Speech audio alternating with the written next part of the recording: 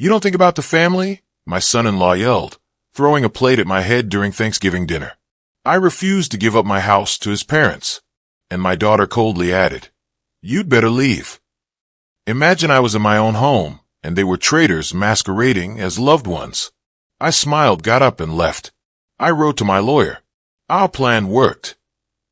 5 minutes later, the police arrived. The revenge of justice had just begun. Before we continue, please subscribe to the channel and write in the comments what time it is where you are now. The turkey looked perfect, golden skin glistening under my dining room chandelier. I carried it to the table on the platter my late wife had bought 30 years ago, back when Thanksgiving meant laughter instead of this suffocating tension. Dwayne had already claimed my seat at the head of the table, my seat, the one I'd sat in for 3 decades. He sprawled there like he owned the place, wine glass in hand, watching me set the bird down with that smirk he thought passed for charm. "Beautiful house, Ellis," he said, cutting into the turkey with exaggerated force. The knife scraped against bone. "Shame it's so empty most of the time. All these bedrooms, just you rattling around." I took my place at the side, a guest in my own home. Lula sat across from me, studying her plate like it held answers. She hadn't hugged me when she arrived, hadn't said much beyond a mumbled greeting. "I'm comfortable here," I said, keeping my voice level. "Build a life in these walls." Randall Dwight's father cleared his throat. "We've been looking at apartments, Ellis. 1-bedrooms mostly. Market's tight right now." He said it casually, but his timing was too perfect. Rehearsed. Beverly touched her husband's hand with practiced sympathy. A sigh escaped her lips. Dwayne leaned forward, elbows on the table. "My parents are looking at tiny apartments while you've got 4 bedrooms, collecting dust. Doesn't seem right." There it was.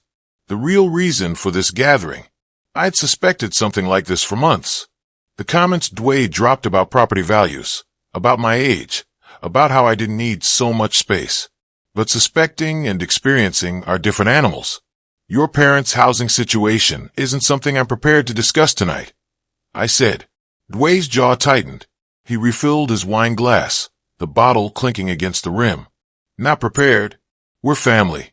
Or doesn't that mean anything to you anymore?" He paused, looking at Lula. She finally raised her eyes from her plate. "Dwayne has a point, Dad," she said quietly.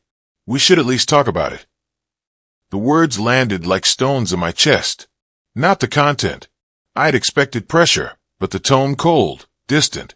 This was my daughter, the girl I'd raised alone after her mother died, the one I put through law school, and she was siding with him.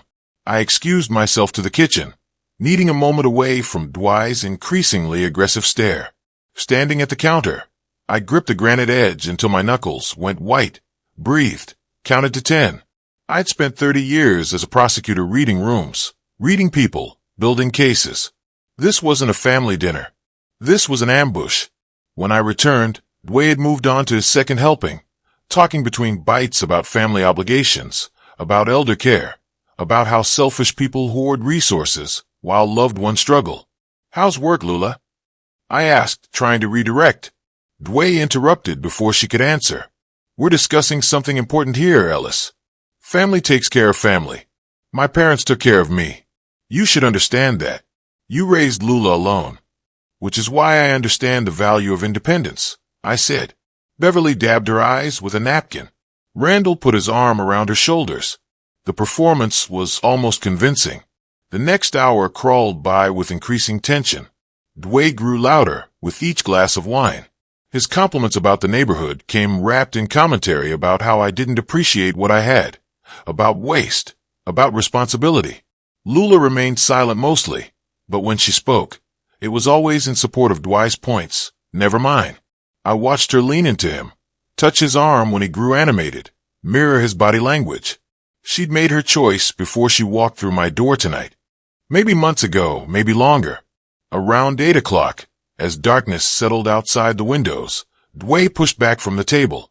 His chair scraped across the hardwood floor with a harsh screech. He stood looking down at me, his face flushed from wine and frustration. "Let me make this crystal clear," he said, his voice tight. "You're living in denial. One person doesn't need this much space. It's wasteful. It's selfish. I remained seated, hands folded on the table, met his eyes without flinching. And what exactly are you suggesting? I asked, though I knew. I'm suggesting you be reasonable, Dwayne said, his fists clenched at his sides. We're family, Ellis. Start acting like it. The threat hung in the air between us. Beverly looked at Randall. Randall looked at his son. Lula stared at her hands, saying nothing, which said everything. I stayed perfectly still, outwardly calm. But my mind was working through scenarios, calculating angles, preparing for what came next, because this wasn't over. This was just beginning. Dwight's patience, what little he'd pretended to have, evaporated. He jabbed his finger toward me like a weapon. Let me make this simple, he said, his voice rising. You're one person. My parents are getting older. They need space. They need family around them. This house, your house, solves everything. You move to a reasonable apartment, something manageable, and my parents move in here temporarily, just until they get settled. Temporarily? The word carried as much truth as his smile. I looked up at him without rising from my chair. This is my house. I worked 30 years for it. The answer is no.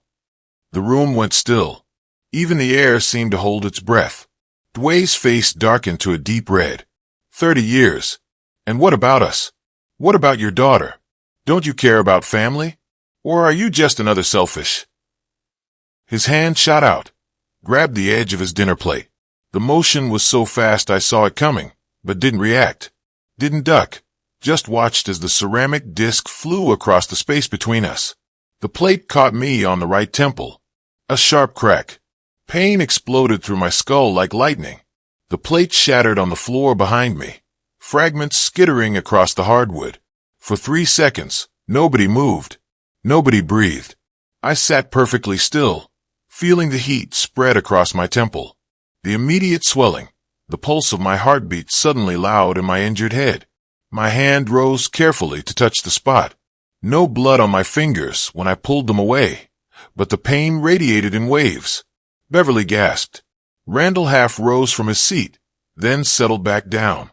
Dwayne stood frozen, his arms still extended from the throw, his expression shifting rapidly from rage to shock to something that might have been fear.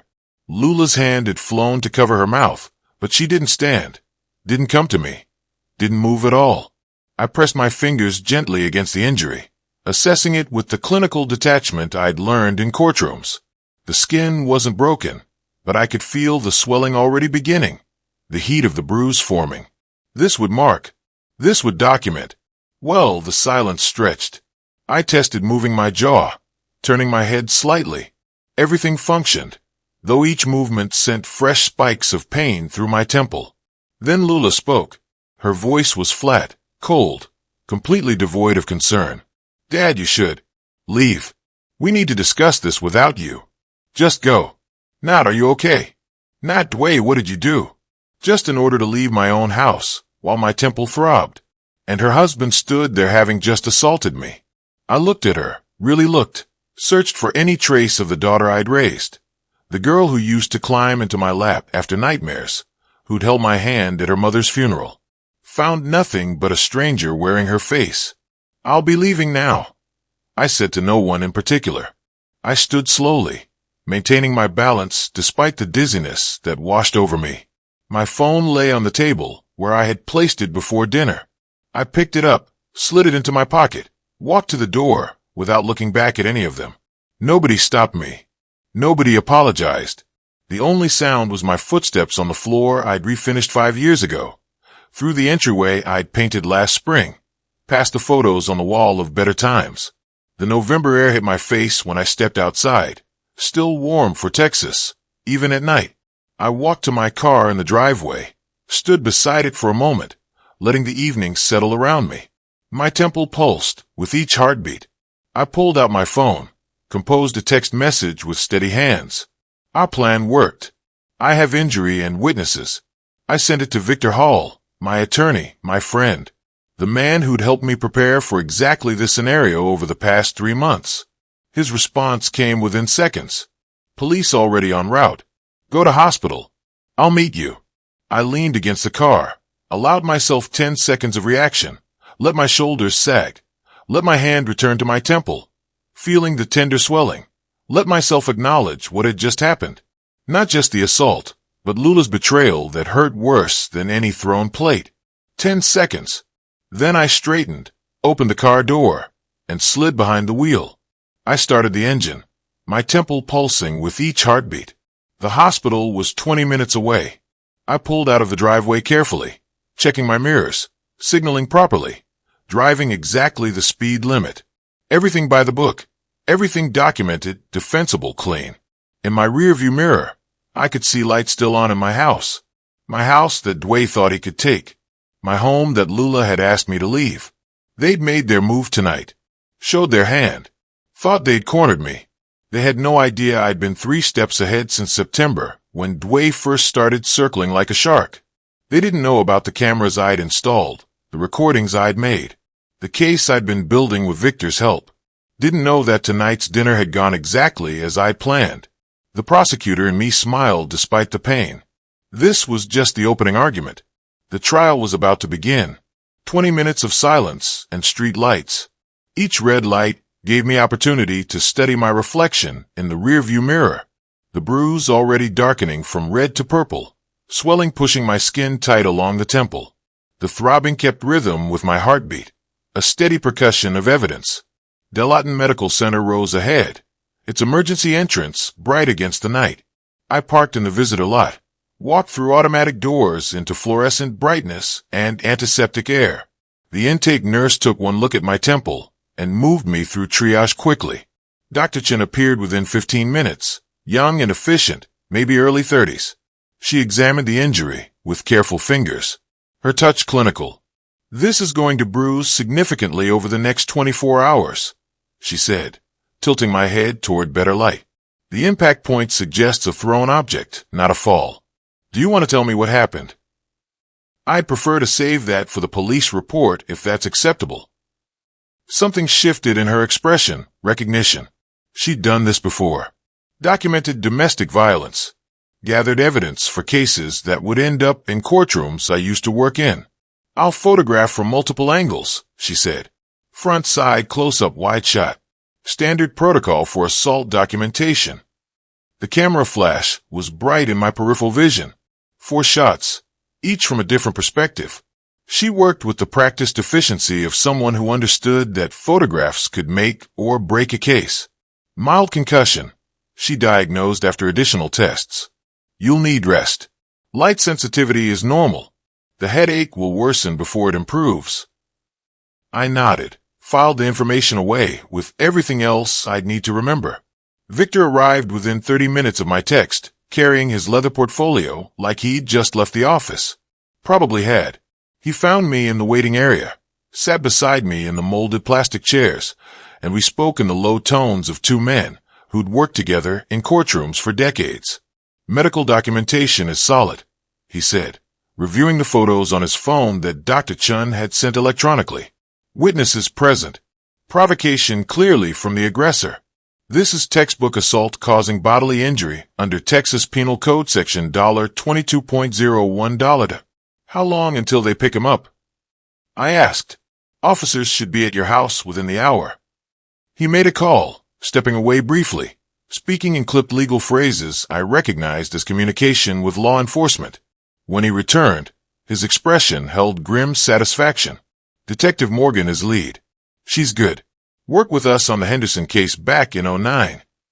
I remembered Sarah Morgan, methodical investigator, early 40s now. She'd seen through more lies than most people told in a lifetime. While we waited for my discharge papers, my phone buzzed. Lula's name lit the screen. I let it ring twice before answering, holding the device slightly away from my ear. "What did you do?" Her voice exploded through the speaker loud enough that Victor heard. "The police arrested Dwayne. You called the police on your own family. You planned this." "He assaulted me in my own home," I said, my voice calm and cold. "Actions have consequences. You're destroying this family. He's in handcuffs because you." I ended the call, set the phone face down on my lap. Victor raised an eyebrow. "She made her choice," I said. "Back at my house, My crime scene now. Detective Morgan walked through the dining room, cataloging evidence with practiced eyes. The overturned chair where Dwayne had stood. The impact point on the wall where the plate had hit after grazing my temple, leaving a chip in the elegant wallpaper. Food splattered across surfaces. The broken ceramic pieces scattered like accusations across my hardwood floor. Dwayne paced near the window, his movements aggressive even now. Randall and Beverly sat close together on the couch, talking over each other in nervous bursts. Lula remained at the dining table, pale and silent, her hands flat against the wood. Morgan separated them for individual statements. Standard procedure. Give them time to settle into their lies before comparing stories. Sir, I need you to tell me exactly what happened at dinner tonight, she said to Dwayne, her voice neutral. He was being unreasonable, Dwayne said, his words tumbling out too fast. My parents needed help, and he wouldn't listen to reason. He said terrible things about family. That doesn't explain how he got injured. Dwayne's mouth opened, closed, his face reddened. In the living room, Randall tried his version. It was an accident. Things got heated. You know how family dinners can be. And Dwayne he didn't mean. Beverly interrupted, her voice rising. Ellis said terrible things. He was refusing to help family. Dwayne was defending us. Morgan's pen moved across her notepad, recording contradictions. Accidental or defensive, provoked or unprovoked. The stories didn't align, and she knew it. Two unformed officers flanked Dwayne as Morgan read him his rights. His voice started to rise in protest, but Beverly touched his arm with a warning look. He fell silent. Dwayne Parker, you're under arrest on suspicion of assault causing bodily injury. The words continued, familiar and inevitable. Victor had forwarded the medical documentation electronically. The photographs of my darkening bruise, Dr. Chen's clinical notes. The case was building itself, brick by documented brick. Neighbors had heard the shouting. One had called about the crash. Their statements would corroborate timeline and intensity. As the officers placed handcuffs on Dwayne's wrists, his eyes found where Lula sat. She looked away. My phone buzzed again in my hand at the hospital. Another call from Lula. I sent it to voicemail. Victor glanced at the screen. She's called my office 6 times already. I'm not answering either. Good, I said. Dr. Chun returned with discharge papers, instructions for monitoring concussion symptoms, prescription for pain medication, follow-up appointment scheduled for Monday. I signed where indicated, collected the papers, stood carefully.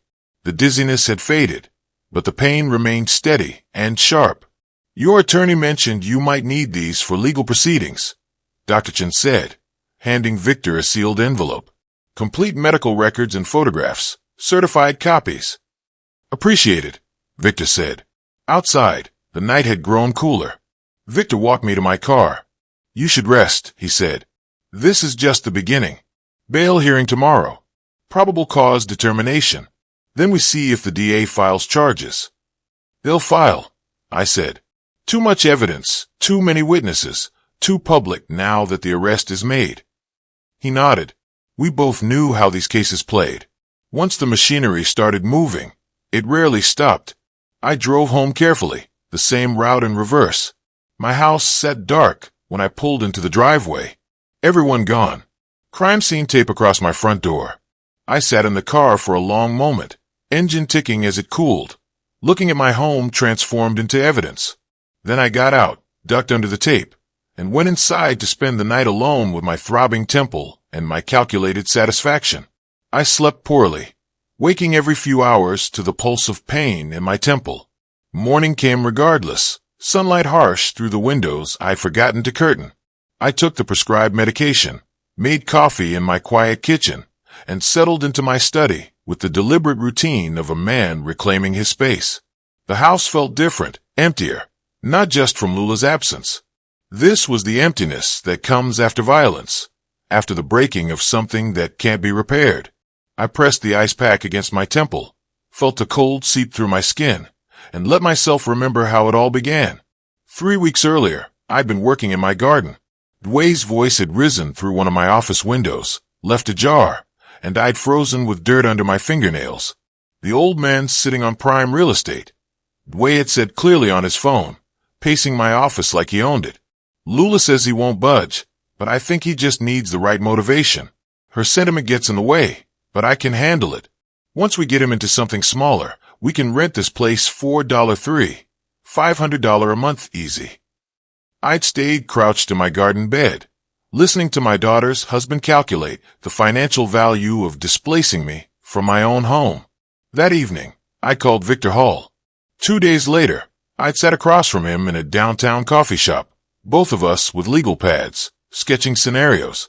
He'll escalate if he feels challenged in front of his parents, I'd observed. Needs to maintain dominance. Alpha personality with no real power backing it up. All performance. Then we give him the audience, Victor had replied. Document everything. Make him feel cornered. He'll lash out. You want to be absolutely certain about this. Victor had added, once we set it in motion, there's no walking back.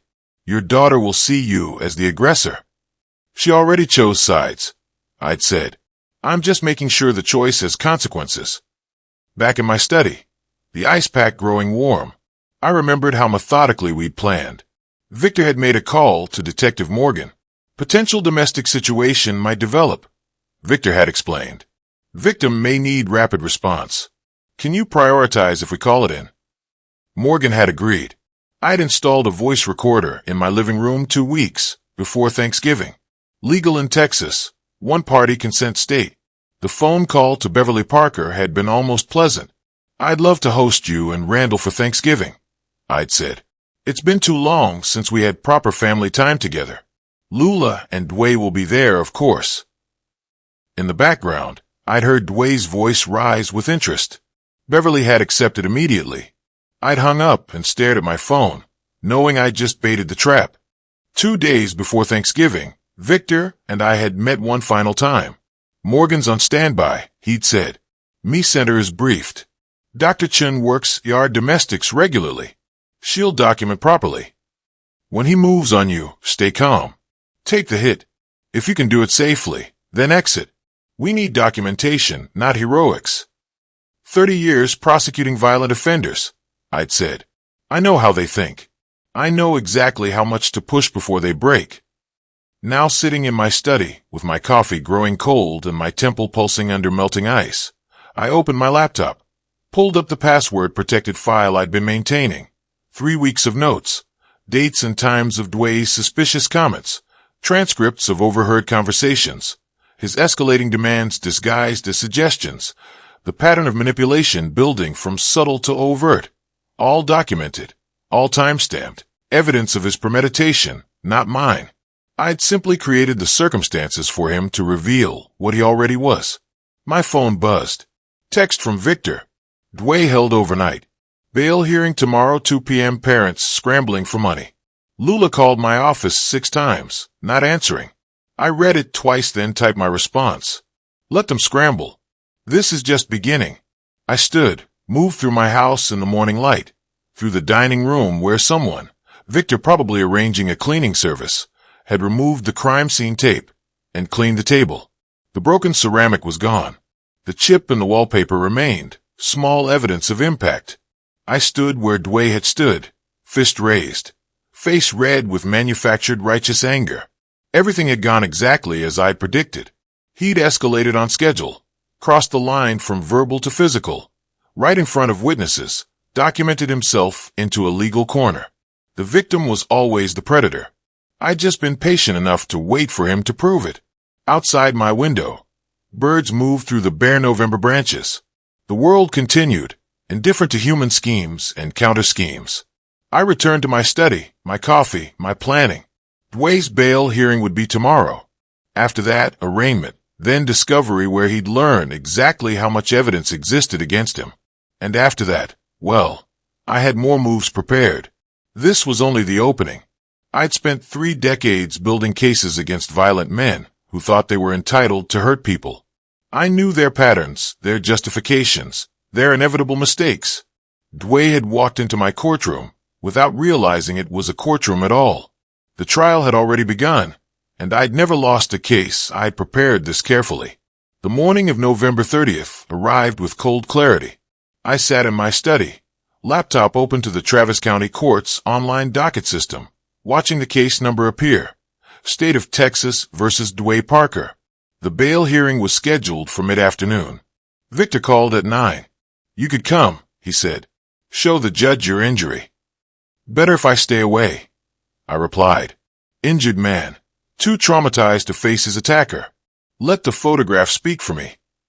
He understood immediately. Smart. I'll handle it. I spent the morning refreshing the docket page, taking notes in my precise prosecutor's handwriting. Bail amount, protective order conditions, next court date. Everything documented, everything tracked. The hearing itself unfolded with clinical precision, Victor told me later. Dwayne stood before Judge Carmen Martinez in an orange jumpsuit, handcuffed. His public defender, a young woman Lula, had scraped together money to hire, arguing he wasn't a flight risk. "Your Honor, my client deeply regrets the incident," she said, her voice steady, but her inexperience showing. "He has no prior record of violence, maintains steady employment, and has strong family support. $5,000 is appropriate given." Marcus Chin interrupted. The prosecutor handling Dwayne's case was an old colleague, someone I'd mentored years ago. "The victim required emergency medical treatment for head trauma," Marcus said, his tone sharp. The defendant threw a ceramic plate at close range. This wasn't an accident. He projected the medical photographs on the courtroom screen. My temple bruised dark purple under harsh lighting. Dr. Chen's documentation was impeccable. Judge Martinez studied the images, then fixed Way with the look I remembered. "Mr. Parker," she said, her voice carrying the weight of someone who'd seen countless domestic violence cases. "You will have no contact, direct or indirect, with Ellis Green. That means no phone calls, no texts, no messages through third parties, 200 meters minimum distance at all times. Are we clear?" "Yes, Your Honor," Dwayne managed, his voice tight. "Bail is set at $12,000. Next hearing, January 15th. The gavel fell. Victor called immediately after. $12,000. Could have been worse for them. The protective order is what matters. He can't get near you, and any attempt is automatic contempt. "How did he look in court?" I asked. "Angry. Not scared enough yet, but we'll fix that." Over the next 2 days, Dwayne's family scrambled. Beverly and Randall mortgaged their modest home. They pawned their car. Dwayne walked free on December 2nd, emerging from Travis County Jail into cold winter sunshine. He'd lost weight. Lula waited in a borrowed car. I learned all this through Victor's network. That same afternoon, Victor filed the civil lawsuit. I'd reviewed every line of it the day before, making one small edit, increasing the medical expenses by $500 to account for ongoing headaches I documented at a follow-up appointment I'd strategically scheduled. Every detail mattered. $2,000 medical expenses, $23,000 pain and suffering, $50,000 punitive damages for malicious intent. Total $75,000. The number was deliberately chosen, ruinous, but not absurd, high enough to terrify them, low enough that a jury might actually award it. The process server delivered the complaint to their apartment that evening. Lula signed for it with shaking hands. Dwayne read it off the floor, his face draining of color as reality crashed down. $75,000? His voice rose. Where does he think we're supposed to get $75,000? Lula's voice came out near tears. He knows we don't have it. That's the point. He's trying to destroy us. My phone rang minutes later. Lula's number. I let it go to voicemail. She called 6 more times that evening, then started calling Victor's office. We didn't answer. In my study, I reviewed the documents. The criminal case proceeding on its own track, the civil case opening a second front, applying financial pressure that would force decisions, create desperation. Desperation led to mistakes, and I was waiting for their mistakes. Victor called late that night. They're panicking good. But Ellis, they're going to fight back. People this desperate, they'll try anything. Let them try, I said. I hung up and returned to my planning. The next phase required patience. I needed them to make their move before I made mine. The trap was set. Now I just had to wait for them to walk into it. The next morning, Lula was on the phone before I'd finished my coffee. Victor's contacts reported frantic activity. By evening, they'd chosen Marcus Webb. Everyone in Austin legal circles knew Marcus Webb, a civil litigator with sharp suits and sharper tactics. The kind of attorney who'd argue black was white if you paid him enough. He took their case after hearing their version. Victor learned the details through his network. How Dwayne described me as cold and vindictive. How Lula tearfully recounted a childhood of emotional manipulation. The stories sounded rehearsed because Webb helped craft them. Here's what we do. Webb had told them. They want to play victim. We show the jury who the real victim is. A young woman trapped under her father's thumb and a husband who finally stood up to a bully. But we need proof, Lula started. Your testimony is proof. Webb cut in. You lived it. They borrowed $8,000 for his retainer. Desperation made people say yes to terms they'd never normally accept. Webb spent 3 days preparing the countersuit. He interviewed Dwight's parents separately, asking leading questions with the practiced skill of someone who knew exactly how to walk the ethical line without crossing it. Are you certain Ellis didn't say something provocative first? He'd ask Beverly. Could the plate have been thrown defensively? He'd suggest to Randall. Is it possible Ellis injured himself to frame Dwayne? The question planted like a seed, not telling them what to say. He was too experienced for that, but guiding them toward the version he needed, coaching their memories until uncertainty became certainty. But at the police station, we said we saw Dwayne throw the plate. Beverly protested weakly. Won't changing our story now look bad? Webb smiled reassuringly. You were in shock that night. Now, with time to reflect, you remember more clearly. Memory works that way. It's perfectly legitimate. Lula signed her sworn statement at Webb's office on December 5th. The pen trembled slightly as she committed her father's alleged abuses to paper. Years of control, manipulation, emotional cruelty. Stories that were part truth twisted into weapons, part complete fabrication. Webb's paralegal notarized the document while Webb watched approvingly, already planning how to use the daughter's testimony for maximum emotional impact. The countersuit hit the courthouse on December 6th, $50,000 in damages for Lula's lifetime of trauma, emotional abuse allegations, entrapment, deliberate provocation. Legal circles buzzed. A courthouse clerk called Victor with a warning. Webb has a reputation for scorched earth litigation. He'll drag everything into discovery. Victor drove to my house that evening with printouts of Webb's filing and the revised witness statements. We sat in my study while he spread the documents across my desk, genuine worry visible on his face for the first time since this began. I read through the countersuit slowly, my prosecutor's eye catching every manipulated phrase and strategic lie. I made notes in the margins. Probably false. No corroboration. Contradicts police report. Victor paced, unusually animated. Webb will subpoena every communication between you and Lula for the past decade. He'll depose friends, neighbors, anyone who might say you were controlling. He'll paint Thanksgiving as the culmination of years of abuse. I kept reading calm. Ellis, your own daughter is accusing you of decades of psychological abuse, Victor continued. Even if we win, the damage to your reputation.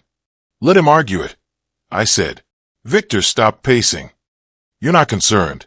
These are serious allegations. I set down the papers and met his eyes. I have an ace up my sleeve. Something Webb doesn't know about. Something even Dwayne doesn't know I have. What kind of ace? 3 weeks ago, before I invited them for Thanksgiving, I took certain precautions. Documentation, recordings, evidence that proves exactly what Dwayne and Lula were planning. Victor stared at me. You recorded them? Texas is a one-party consent state, I said. My house, my right. I'd installed the voice recorder 2 weeks before Thanksgiving. Legal under Texas law. I only needed one party's consent to record, and I was that party. I'd also activated the recording app on my phone during certain conversations, backed everything up to encrypted cloud storage. Everything preserved, everything timestamped, everything admissible. What did you capture? Victor asked quietly. Dwayne discussing his plans for my property. Lula agreeing to help convince me to move. Specific dollar amounts they plan to extract. Their entire scheme, in their own words, recorded weeks before Thanksgiving. Victor sat down slowly. Why didn't you tell me? I needed to see how far they'd go first, I said. If Dwayne had just made verbal demands, I might have let it go. But he threw that plate, and now Lula's committed perjury in a sworn statement. I pulled a folder from my desk drawer. Transcripts of the recordings printed and organized. Webb thinks he's flipping the narrative, I continued. He thinks Lula's testimony will muddy the waters. What he doesn't know is that I can prove with their own voices that they were scheming to take my house before Thanksgiving ever happened. Victor took the folder, scanned the first few pages. His expression shifted from worry to something approaching admiration. This changes everything, he said. That's the idea. When do we play this card? Not yet, I said. Let Webb commit. Let them spend more money on legal fees. Let Dwayne's parents mortgage themselves further. Let Lula dig deeper into her lies under oath during depositions. Victor nodded slowly, understanding the strategy. And then we produce the recordings. Show the judge that everything they've claimed is provably false. Watch their entire case collapse. I leaned back in my chair. Webb's good, I said. But he's walking into a trap, and he doesn't even know it. The morning after Victor and I reviewed the recordings, I drove downtown to meet Thomas Brennan for coffee. Brennan had aged well, mid-60s now, still sharp-eyed. I'd cleared his name 12 years ago. He remembered. Ellis, he said, shaking my hand. Been a long time. Too long. I need a favor. We talked for 40 minutes about hypothetical family situations and financial stress indicators. Brennan read between the lines like I knew he would. He slid a folder across the table. Public records only, credit scores, liens, foreclosure notices, all accessible if you know where to look. I didn't open it until I was back in my car. The numbers told a story more damning than any testimony. Dwayne carried $45,000 in combined credit card and auto loan debt. His credit score had plummeted $100 points in 6 months. But the revelation that made everything crystallize, a business loan pre-approval from Texas Capital Bank, contingent on property collateral worth at least $500,000. My house was valued at $580,000. I flipped to the next page. Randall and Beverly Parker. $30,000 in medical debt from Randall's heart surgery. The last page was a photocopy of Dwayne's business plan. Plans for a used car dealership. Projected monthly expenses, and a line item that made my jaw tighten. Rental income from collateral property. $3,500 a month. My property rented out to service their debts while I lived in some efficiency apartment. It was never about family. Never about helping elderly parents. Pure calculation. Pure greed. I called Victor immediately. 2 days later, on December 10th, Victor filed a discovery motion. Financial records, he argued, were directly relevant. Counselor, she said, her voice carrying the weight of someone who'd presided over too many cases where money hid beneath family rhetoric. If your client was financially motivated to pressure Mr. Green for property, that's directly relevant to the assault and the counterclaims. Motion granted, 48 hours to comply. Webb's silence spoke volumes. Dwayne spent a frantic day gathering documents. I imagined him and Lula at their kitchen table, both knowing what the numbers would reveal. Webb reviewed the materials before submission, realizing his client's story was collapsing. The courier delivered a sealed envelope to Victor's office on December 12th. We spread the contents across his conference table. Bank statements, credit card bills, loan applications, business plan drafts. Victor traced entries with his finger. Look at this. 3 weeks before Thanksgiving, Dwayne applied for the business loan. The application lists family property in Terrytown as proposed collateral. Premeditation, I said. He was planning this before he had the house. It destroys his impulsive anger defense. Victor flipped to another page. And here, Google search history from the loan application site. Home equity loan maximum. Rental income calculator. Texas property transfer family member. I found the text message thread between Dwayne and someone named Marcus, his business partner. Apparently, my father-in-law's house is the key to funding. Dwayne had written on November 8th. Just need to convince him it's the right move. Lula's working on him. November 8th, 2 weeks before Thanksgiving. Victor set down the papers. This isn't a family dispute. It's a business transaction that went violent when you refused to cooperate. And now we have proof, I said. I thought about Dway's performance at Thanksgiving dinner. All theater designed to make me feel guilty for not surrendering my home to solve their financial crisis. The business plan was 18 pages long. He'd counted on my guilt, my love for Lula. What he hadn't counted on was that I'd spent 30 years prosecuting people who wore masks. Victor made copies of everything, tagged and indexed. Webb's going to have a hard time explaining this away, Victor said. He can't, I replied. The numbers don't lie, and when we add the recordings to this financial evidence, their entire case evaporates. But I wasn't ready to play that card yet. Let them commit further. The trap kept getting tighter. But the financial desperation was only half the story. What I learned next made the assault look like a minor offense. A week earlier, on December 5th, I made a call to Rachel Torres, private investigator, former FBI fraud specialist. My instinct tells me the assault is part of something larger. I told her, I need to know what I'm really dealing with. On the morning of December 13th, Torres arrived at my house. Her expression was grim. We sat at my dining table, and she spread documents across the surface. Copies of a power of attorney form, a medical evaluation, website access logs. Your son-in-law accessed LegalZoom on November 10th, she said, tapping the first page. Downloaded a Texas power of attorney template. 3 days later, someone using his computer searched Texas dementia diagnosis requirements and guardianship without consent. Then on November 20th, Torres continued. They created this. She slid across a medical evaluation form. Dr. Andrew Mitchell's name at the top. The diagnosis, moderate to severe dementia. Recommendation, immediate guardianship required. I'd seen Dr. Mitchell 3 months ago. Clean bill of health. The signature is fake. I said. Amateur work, Torres confirmed. Dr. Mitchell confirmed he never wrote this letter. Never diagnosed you with dementia. I set the document down carefully. They were going to have me declared incompetent, then petition for guardianship. Take control of your assets for your protection. After that, they could liquidate or leverage the house however they wanted. You'd have no legal standing to stop them. The coldness of it, not just greed, but theft dressed as concern. Elder abuse wrapped in filial duty. How far did they get with this? I asked. Drafts only. They never filed. I think Thanksgiving was supposed to be about getting you to sign voluntarily. When you refused, they had this as backup. I photographed every page with my phone. Then I drove to the Austin Police Department Central Station. Detective Morgan met me in an interview room. Her expression shifted to hardening resolve as I presented Torres's findings alongside my actual medical records. They forged medical documents, I said, my voice controlled fury. Attempted fraud, identity theft. This goes way beyond the assault. Morgan studied the evidence. When she looked up, her eyes held the focused determination of someone who just realized she was looking at a felony case. I need to brief the DA, she said.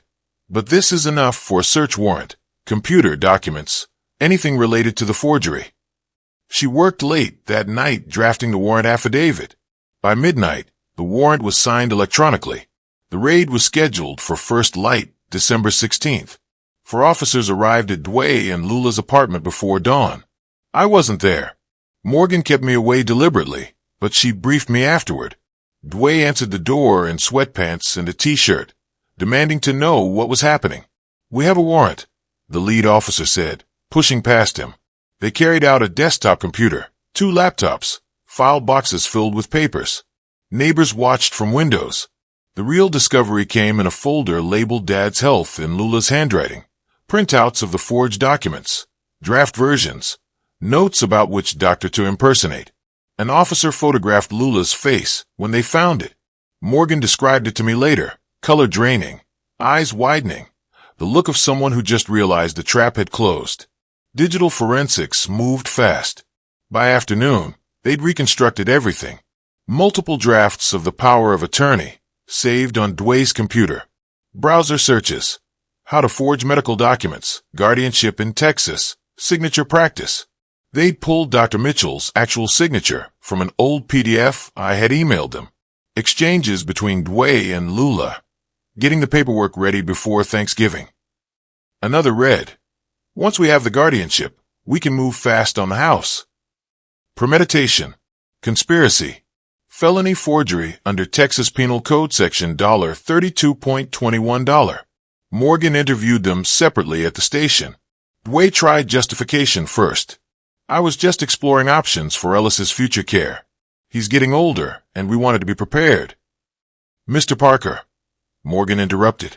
Your computer shows you researched how to forge medical documents, downloaded power of attorney forms, created multiple drafts. The timeline shows this began 2 weeks before Thanksgiving. Long pause, then. I want my attorney. Lula cried through her interview, but offered no alternative explanation, just tears and silence, and the slow realization that her participation had made her an accomplice to a felony. Dway was arrested for the second time on December 16th, late afternoon. Felony forgery, attempted fraud, identity theft. Lula was named as an accomplice, but not immediately arrested. Prosecutor's strategy, using her potential charges as leverage for testimony. Bail was set at $50,000. They couldn't pay it. Their car was already pawned. Dway's parents had mortgaged their house for the first bail. Credit maxed out.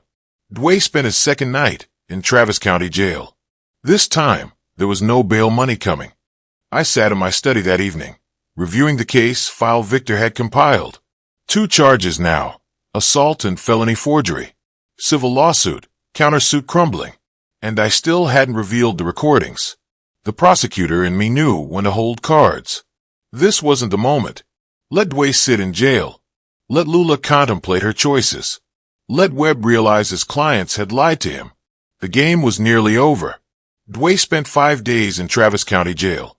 Victor kept me updated. They can't win at trial, Victor told me on December 18th. Webb knows it. He's trying to salvage whatever he can. What's he offering? Everything we wanted. Guilty plea to both charges. Restitution, protective order. It's just a matter of finalizing terms. Lula sold her car on December 17th. A Honda Accord worth $12,000. A dealer offered her $8,000. The car is worth at least $12,000, she said. Maybe if you had time to wait for the right buyer. The dealer counted bills. But you don't have time, do you? She signed the title over with tears. $8,000. Still not enough. Randall and Beverly visited a high-interest lender on December 18th. They signed papers for a home equity loan against their house, securing another $25,000. Together, they'd scraped $33,000, $17,000 short of bail. Webb delivered the reality to Dway in a jail conference room on December 19th. Take the plea, Webb said. 3 years probation is a gift compared to what the judge will give you at trial. 5 to 10 years in state prison for felony forgery alone. Dway read the agreement. And the money. $45,000 in restitution, $1,250 a month for 3 years. Webb paused. It's manageable. Both of them knew it wasn't. The plea hearing on December 20th was brief and clinical. Victor texted me at the moment Dway signed. It's done. Judge Martinez asked Dway the required questions. Mr. Parker, you understand that by pleading guilty, you're admitting you assaulted Ellis Green and forged documents intended to defraud him of his property and autonomy. Yes, Your Honor. Dway's voice was flat. The prosecutor read the factual basis, the assault, the forged medical documents, the attempted fraud. In the gallery, Lula flinched. Beverly buried her face in Randall's shoulder. Lula received 1-year probation for her role in the forgery. A lighter sentence, but still a criminal record. Victor emailed me a scanned copy of the court order within an hour. I read it in my study, noting every term. 3 years supervised probation, 200 hours community service, 5-year protective order. And the restitution, $1,250 monthly for 36 months. I filed the document in a folder labeled simply Resolution. By December 22nd, The reality settled over them like concrete. Dway's income would barely cover his own expenses. Add Lula's needs, the restitution payments, the debt service to his parents, and the math collapsed into impossibility. Randall received a foreclosure notice 3 days before Christmas. They had 90 days to pay the full balance of the home equity loan. We were trying to help our son, Randall told Beverly. And now we're losing everything, she cried quietly. The kind of tears that come from exhaustion rather than shock. The financial destruction was complete, systematic, inevitable. Dway, criminal record, probation, crushing restitution debt. Lula, criminal record, probation, marriage to a man who destroyed her family. Dway's parents, home facing foreclosure. All of it traceable back to one Thanksgiving dinner. I defended my home, secured my autonomy, ensured justice was served. The prosecutor in me felt satisfaction. The father in me felt nothing but the cold knowledge that sometimes winning meant losing everything that mattered. I sat in my study that evening, the house silent. I didn't regret it. Couldn't afford to. Some betrayals don't allow for reconciliation, only consequences. The case was closed. The victory was mine, and it tasted exactly like I'd known it would. Necessary, just, and bitter as ash. Christmas Eve morning arrived cold. I made coffee in my kitchen, following the same routine I'd followed for 30 years. The silence felt larger than usual, liberating. My space, my terms. Victor called late morning, his voice warm. Merry Christmas, Ellis. You did what you had to do. We did what we had to do, I said. The restitution payments start January 1st. I don't care about the money. I want him to remember every month for 3 years that actions have consequences. Victor asked the question I'd been expecting. Will you reach out to Lula eventually? Maybe when she understands what she did. Not just that she lost, but why it was wrong. That might take years. After he hung up, I organized the legal documents into a file box labeled Parker Case Closed and placed it on a high shelf.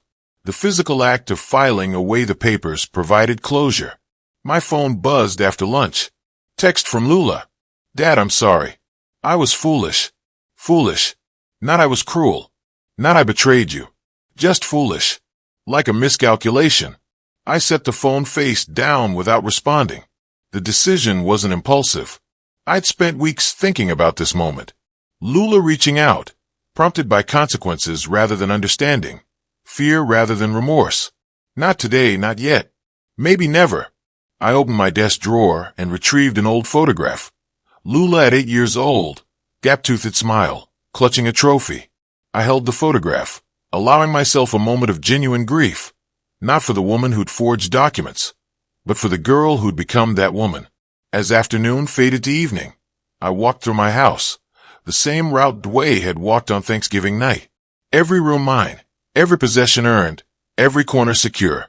I'd used every skill I'd honed in the courtrooms. The system had worked. Justice had been served. Crimes had been punished proportionally, and I'd lost my daughter in the process. I sat in my chair by the front window as evening approached, watching the darkness settle. The Thanksgiving dinner had cost them everything. It cost me the daughter I'd raised. I didn't regret it. Some betrayals carve too deep for reconciliation. Some lessons can only be taught through consequences that last. My house stood secure, my autonomy intact, my life my own again. The documents on the side table told the story. Protective order valid for 5 years. Restitution payments guaranteed for 3. Criminal records permanent. Dway and Lula would remember this for the rest of their lives. I stayed in my chair alone in the home I defended, victorious in a war that had destroyed everything except the ground I'd held. The silence wrapped around me like armor. I'd won. The price was steep, but I'd paid it knowingly. And sitting there in the gathering dark, I felt what I'd expected to feel all along. Not triumph, not joy, just the cold satisfaction of a man who'd done what was necessary and refused to apologize for it. I had my house. I had my freedom. I had my peace. Everything else was gone. And I'd made that choice with open eyes. No regrets, not one. If you like this story, please like this video, subscribe to the channel, and share your impressions of this story in the comments. To listen to the next story, click on the box on the right.